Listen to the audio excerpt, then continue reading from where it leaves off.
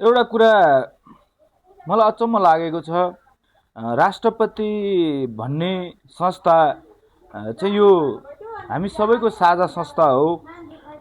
यदि यो संस्थामा रहेको व्यक्ति प्रमुख मन पर्दैन भने अहिलेको 2/3 सरकारले चाहिँ त्यो व्यक्तिलाई चेन्ज गर्न सक्छ विभिन्न विधि र प्रक्रिया अपनाएर।